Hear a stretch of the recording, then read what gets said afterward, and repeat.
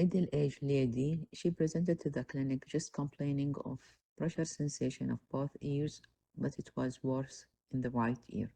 Endoscopic examination of the right ear showed pars flaccida, grade 4 retraction with erosion of the outer attic wall.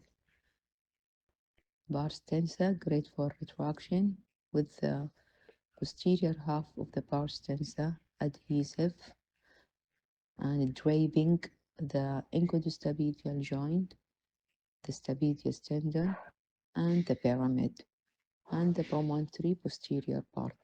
Remember that whenever we can see the pyramid and the stapedius tendon, it means that there is erosion of the posterior part of the bony annulus. And whenever we can see the neck of the malleus, part of the head or all the head of the malleus, it means that there is erosion of the outer attic wall. Examination of the left ear, it showed grade 4 pars flaccida retraction. We can see the neck of the malleus and erosion of the outer attic wall.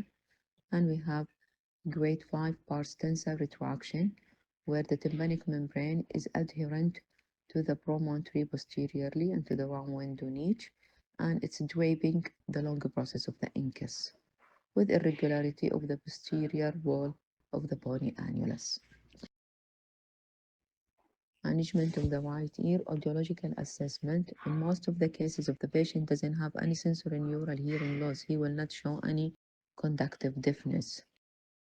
And this is make it difficult because the patient almost has no symptoms except pressure sensation.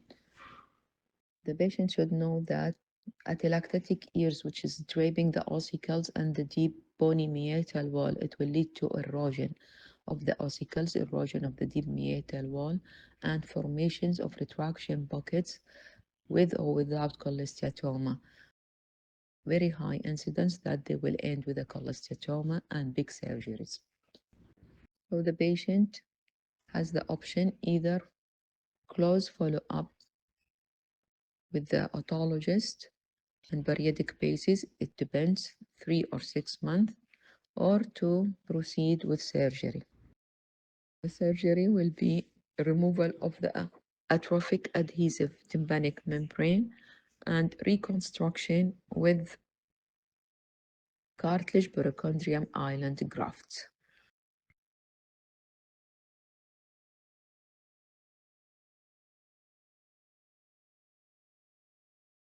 The patient decided to go for periodic observation. So the patient used to come to the clinic yearly basis, and then in August 2020, we have noticed cholesteatoma in the right ear, in the attic, and the posterior superior aspects of the pars tensa, where we had the beginning of the retractions buckets.